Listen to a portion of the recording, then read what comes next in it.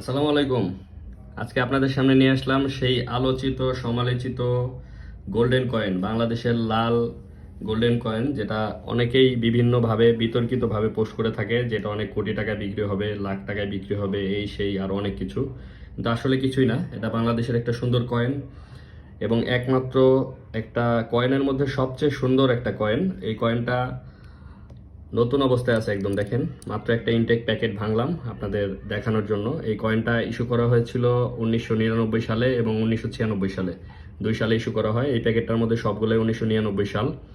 এবং সামনে কি লেখা আছে দেখেন, পরিকল্পিত পরিবার এবং সবার জন্য খাদ্য।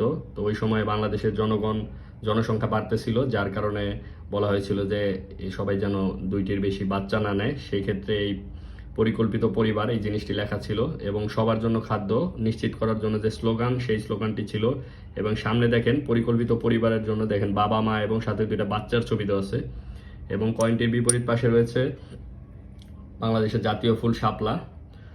তো এখন যে বিষয়টি বলবো সেটা হচ্ছে, এই যে কয়েনটা দেখতে পাচ্ছেন, এই কয়েনটা নিয়ে অনেকেই বিতর্কিত অনেক ভিডিও পোস্ট করে ভাইরাল হওয়ার জন্য, যে এটা অনেক লাখ টাকায় বিক্রি হয়, কোটি টাকায় বিক্রি হয়, এই সেই। তো এই ধরনের ভিডিও থেকে আপনারা সাবধান থাকবেন। এটা আসলে কিছুই না, এটা শুধুমাত্র একটা বাংলাদেশের 1 টাকার কয়েন এবং এটা সুন্দর একটা কয়েন কালেকশন, যার কারণে এই কয়েনটার প্রতি মানুষের অন্যরকম একটা আগ্রহ আছে। তো কয়েনটি দেখে আপনাদের কেমন লাগলো অবশ্যই কমেন্ট সেকশনে জানাবেন এবং ভিডিওটি ভালো লাগলে চ্যানেলটি সাবস্ক্রাইব করবেন এবং বেল আইকনে প্রেস করে দিবেন, যাতে পরবর্তীতে আপনাদের জন্য নতুন কোনো ভিডিও তৈরি করলে সেটা অবশ্যই আপনাদের সামনে চলে আসে। এবং যেখানেই আপনারা বিতর্কিত এই ধরনের কিছু দেখবেন সেটাকে অবশ্যই রিপোর্ট করবেন, কারণ এই ধরনের পোস্টের কারণে এবং ভিডিওর কারণে অনেকেই প্রতারণার শিকার হচ্ছেন। তো আপনাদের সতর্ক করার জন্য এই ভিডিওটি আসলে তৈরি করতেছি। অনেকেই এই পর্যন্ত বিভিন্নভাবে প্রতারণার শিকার হয়েছে। এই ভিডিওর মাধ্যমে আশা করি সকলে সচেতন হবেন এবং সতর্ক হবেন এবং এই ধরনের যে মানে এই ধরনের যে বিতর্কিত ভিডিও, এগুলা থেকে সবাই দূরে থাকবেন এবং বিতর্কিত নিউজ শেয়ার করা থেকে সকলে বিরত থাকবেন।